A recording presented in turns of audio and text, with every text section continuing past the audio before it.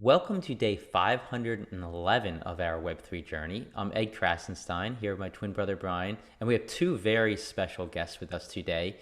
First, we have Chermislav Ding Dong, if I said that correctly. Przemysław Ding. And Przemysław Digna. It's perfect. There you go. You say it. You Thank should have you. introduced yourself. Thank you for all your efforts. we try. And we also Mine's have pretty Matt easy. Hope. So Matt Hope is behind. That's an easy one. I can Yeah. pronounce Easy. that. Matt Hope. So Octoposse. Matt Hope is the creator of Octoposse, and Chermislav Digdong is the creator of Generative, which is a minting app built on Deso to mint NFTs. And Octoposse is actually using Generative for their season 2. And I just want to get right into it before we get to the rest of the Deso news. Octoposse season 2, it's coming on Monday, right? Monday, August 22nd. Yep, that's the date. So it's finally here. Took us a while to get here, but we're here. So for those who are unaware of what Octoposse was or is, you want to just recap what season 1 was and then kind of talk about how season 2 is going to differentiate Yeah, sure. some things from season 1. Yeah, sure. So season one was a game built within an NFT series, and within the game, honestly, the first season was a little complicated, and we tried to simplify that for this season. But essentially, you could merge NFTs together, and there was strategies you could take with merging those NFTs. And if you were able to achieve some levels of success by merging these NFTs, you could win Deso essentially. And season one, obviously, the season lasted. I think it was like a month and a half, and the price of Deso at one point the prize pool was 30,000, at one point it was 80,000 US, Wow. and at one point it was 50,000. So it varied pretty dramatically, but it was a pretty significant amount. It was just under 400 Deso. And when we minted, that was like, it was like 75 or 80 US dollars per Deso. So it was a fairly significant prize pool, and people had a lot of fun. So what we've done for season two is we've kind of simplified it. We know there's a lot of users that maybe weren't around or didn't participate last time, and we made it cheap and fairly simple, but still holding true to the uniqueness of what we did, which is allowing people to take two NFTs and merge them together and create something completely brand new from those two NFTs. And there's that can keep happening, right? You can continue to merge and create new things using our art. So Okay, So, so so in this season that you can merge two, and then you can merge two more, and you can kind of go as long as you want it, as long as you have enough Octoposse.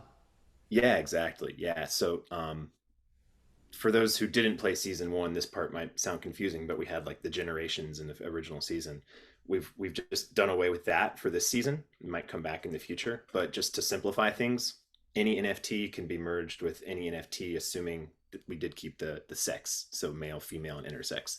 So assuming that the rules allow for the two NFTs to be merged, that we just tossed generations, just added that. It was just an extra layer of complexity in the rules that we just got So rid they're of. not going to be labeled like Generation 1 or Generation 2. Okay, No, so no. that's cool. I like that idea. I know Brian and I, we were big players in Octoposse Yeah, season 1. We were like, we're going to go all out. We're going to do this. And yeah. at one point, we had the rarest one. We're like, okay, we're definitely going to win this. And I don't think we won. I think we got like second or third place or something. But it Yeah, was I so mean, much so fun. so technically in season one, rarity didn't matter, right? Like people were paying attention to it just because it's fun to pay attention to it, and it's an NFT, and that's what people do with NFTs, right? So that was the entire premise of this season is, well, last time we didn't pay attention to rarity. Well, let's make the entire game about rarity this time. So now this time it's not about how many you merge together or how far you get or how many generations. It's not about generations or anything like that. It's literally just about who can merge NFTs. You could literally, if you get lucky, you could take two of them, merge them together, have the rarest one, and and come in first place, right? You might have to merge 10 of them together to get to the rarest combination. So that's the whole so game. Who can have the rarest? so do you ever plan on combining the seasons so that you can maybe merge season one with season two, or would that be Oh, like like merging like using those grandparents with NFTs. kids? I mean, the like I'm not opposed to anything like that. If there's interest, we'll keep coming up with ideas. I'll be on. I mean, back during season one, we wrote down the next 5 seasons, right? And every single one of them was different, right? Everything from, I mean, if you have this technology and you have people willing to work to add in new features, you can kind of sky's the limit, right? So yeah, tell us about generative and how that's kind of feeding into this and exactly what it can do. The most basic answer is it can mint NFTs on Deso and merge mint, which is okay. A unique feature. It was only present, I think, before in what Smart Alec developed for Octoposse season 1. So like Matt, I think it was 4 or 5 months ago, was looking for a developer. I applied and we agreed to a form of cooperation where I will develop the tool, Matt will supply the art idea. So long-term idea is that generative will not only be an Octoposse tool, but it will also work for other projects. In fact, I'm already in discussions with some other creators who mint NFTs on Deso. So yeah, it's possible to mint an NFT, to combine NFTs by visually comparing them and comparing the traits and create new ones. In the background, it automatically burns the old ones, so you're not able to reuse them.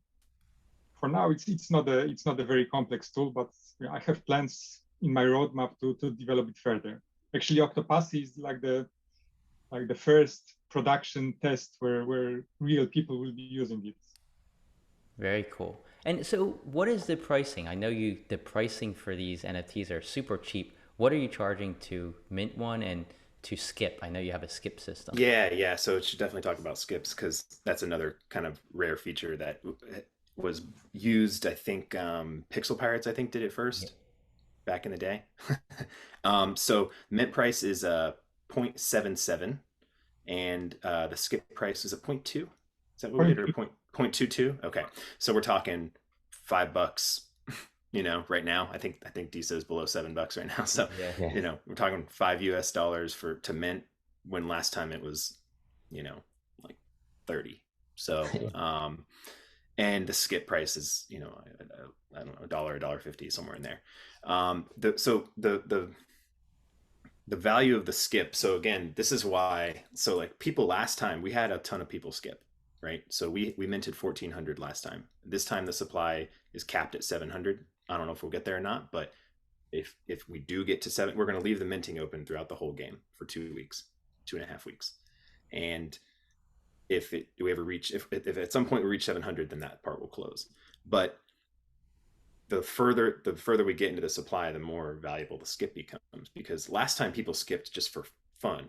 They wanted to they got the visual of the NFT and they were like, oh, I want a different one, right? Like that one's not speaking to me. I want the next one, right? And we had 1,400 mints and we've had about 1,400 skips. Wow. As well. So it was pretty significant, right? And I think Pixel Pirates experienced the same thing. It was it was very regularly used.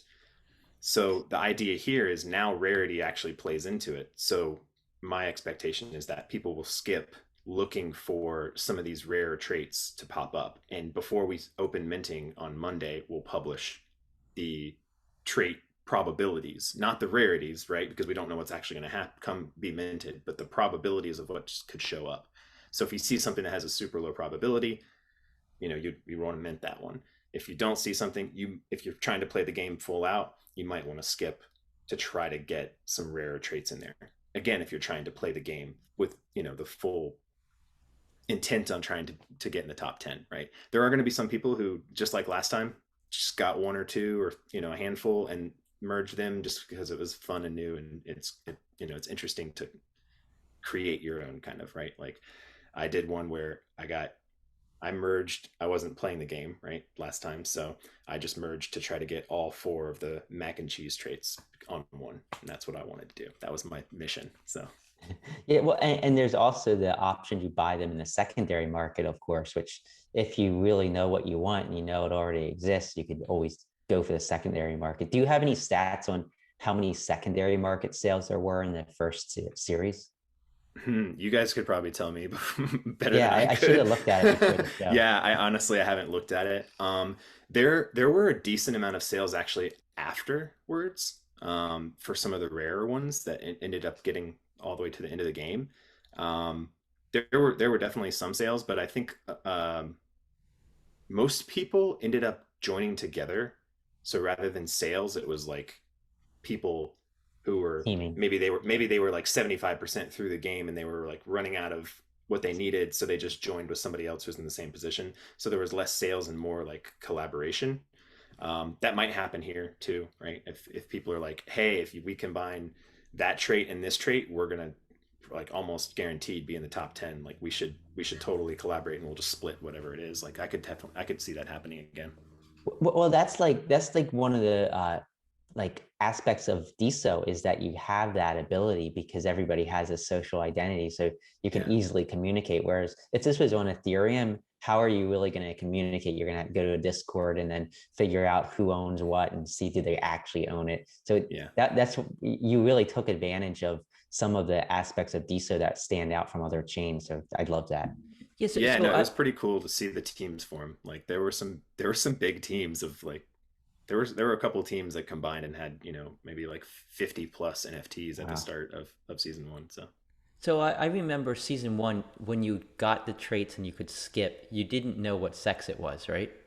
Yes, correct. How about this season? Are you gonna know the sex? This time it's the same. You don't know the sex. Okay. And I wanted to add one more thing, that you see the visual, but you don't see the like numeric traits. So Okay. there is some homework for people to be done. Even when Matt publishes the probabilities, it will be like a textual description, and you will have to try to match that to the visual that will be shown when you have the ability to skip.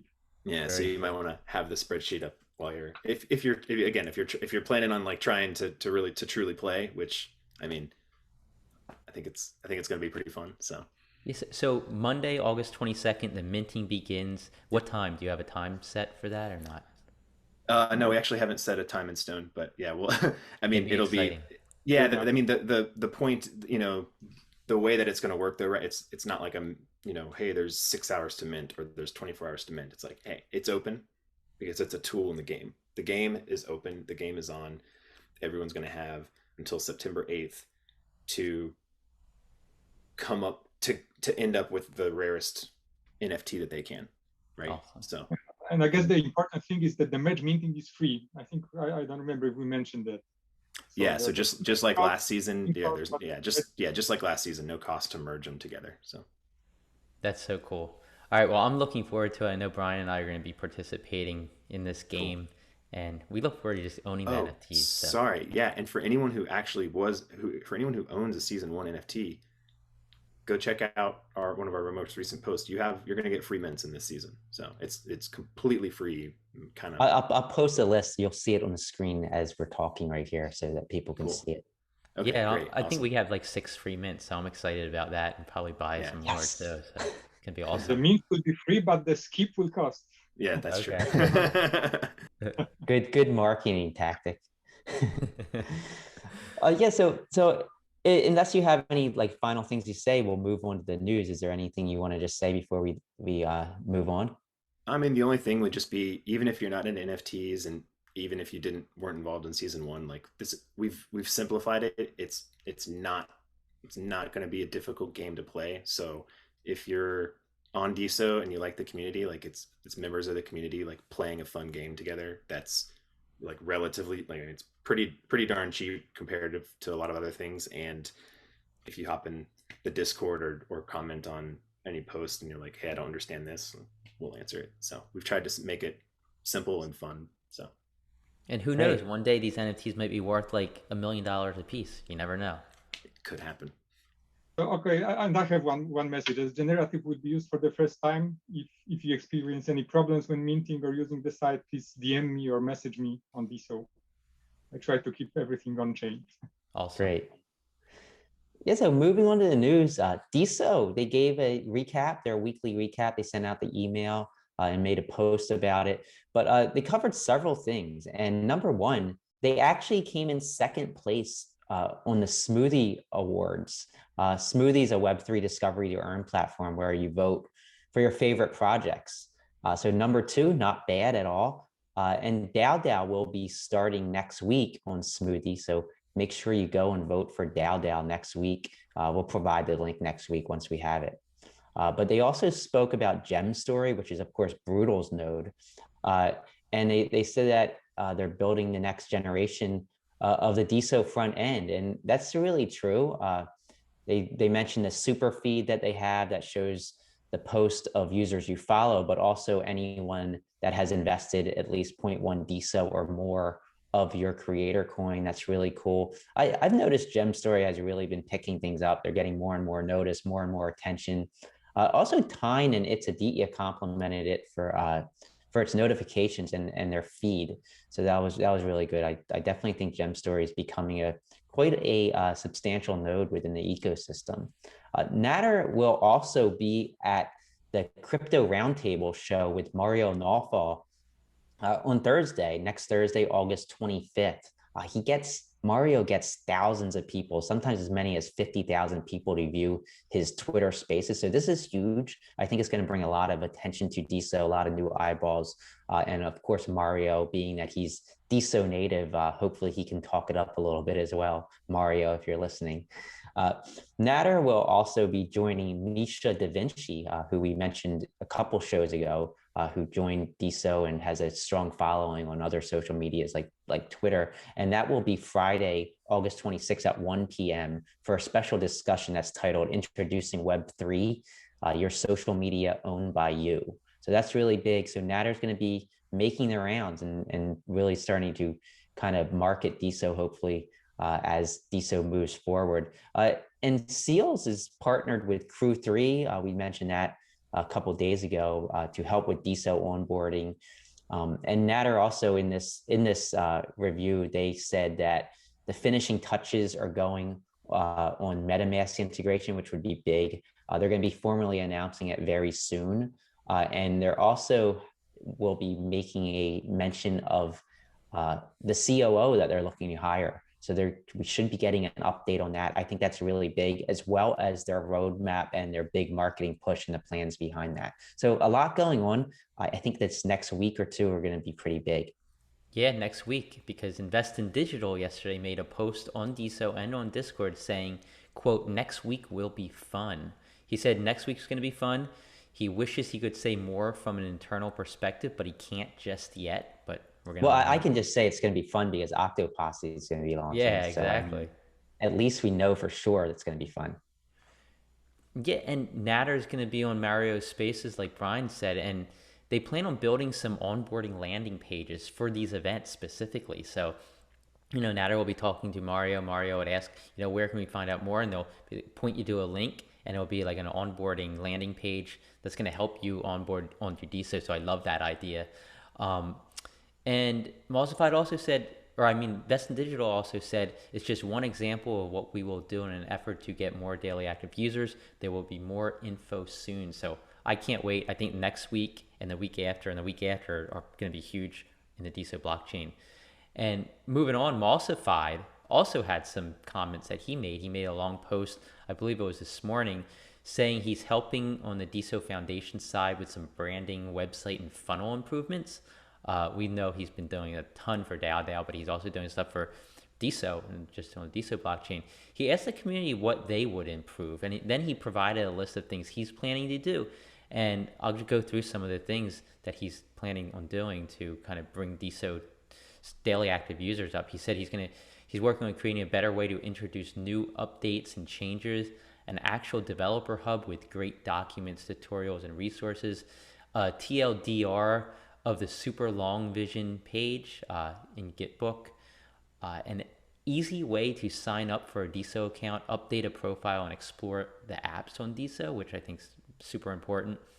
There's going to be a learning hub to understand the ecosystem and protocol better with videos like the ones we've seen from Jacob Van in the past, and we keep seeing from Jacob Van. I think there's a new one out just yesterday.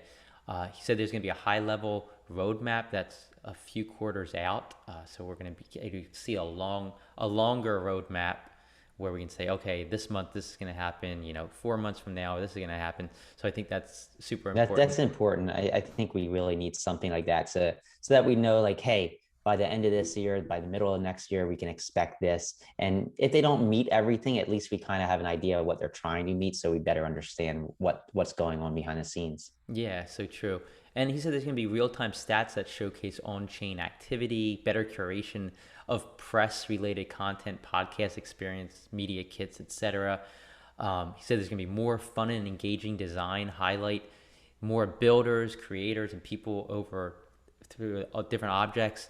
He said the videos that Fast Freddy are producing are coming soon, and we've seen some previews of those, and those look utterly amazing. He said there's a comparison page to understand how Deso stacks up against other level ones, Solana, Ethereum, other level ones out there. And Deso Geo from Mubs is kind of cool, he said. He said that it could be awesome to show a global recap of where people are from. So I think all this stuff's super exciting, and I think we're all looking forward to it. Yeah, and you mentioned a comparison page to understand how other level ones stack up to Deso. We actually had a meeting with Mossified Ed Moss yesterday, and we really talked a lot about that. There's a lot of these other chains that have market caps that are 10 or even 100 times Deso. I mean, Deso's market cap right now is about $65 million or so. Now think about that, and then look at like the next or the near blockchain. I think they're like 4 billion, which is like 80x what Deso is. And if you think about it, I mean, is near really 80 times as popular? If you look at the apps within the ecosystem, it isn't. Like the daily users on all those apps, they're very close to what Deso is doing right now. So it's surprising. I think a lot of it has to do with maybe not being available on other exchanges, so there's not as much publicity around the coin. But in marketing, like I always say, don't track the coin, track the technology. Yeah, I think marketing is big too. I think we're going to start seeing that marketing push soon. So in other news, Deso Messenger has released web version 0.15 and mobile version 0.7. And they now support dark mode. I'm a big fan of dark mode in all apps. Glad to see Deso Messenger integrating that. Also, Jody Bossert became the first user on Story app to create his own story sticker. That's super exciting. When the marketplace on Story opens up, that might be quite the valuable sticker, given that it's the first ever created by a user. Yeah, really. I didn't even think about that, but good job, Jody, for being on the ball and getting that out there. Also, Supernovas, they actually made a post in their thread in reply to Brutal and Anku, and they said that we will open source the code, and the version they plan to open source is actually a React app, which is built from scratch. No BitClout code is in it. So that's interesting. We'll see what happens there. I know people have been calling for them to open source it now that they kind of stepped away from the project, or at least temporarily stepped away from the project. Yeah, I think it's good that it's still alive, Yeah. So moving on, Natter actually made his first post from Pearl, and Pearl, of course, is the new Deso app, which is kind of like Instagram.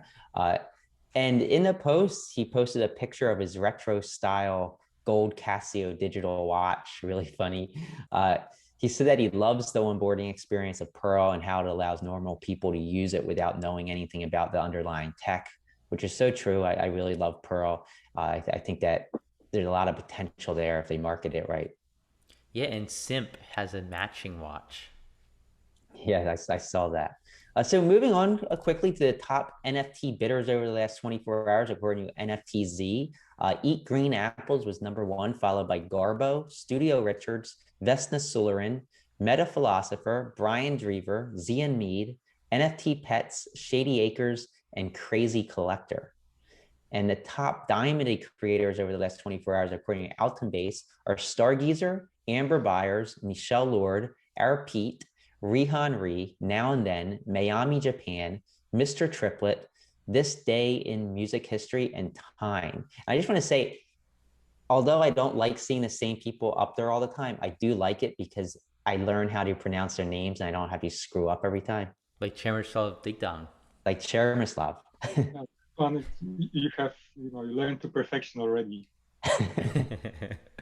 So there's 2 events today in the Deso world. At 3 p.m. Eastern time, there's Fireside Chat with Haseb Qureshi from Dragonfly Capital with Erica Ishaniz and the Symmetrical. The topic's VC and Web3. There's a link if you want to check that out. It's going to be on Twitter.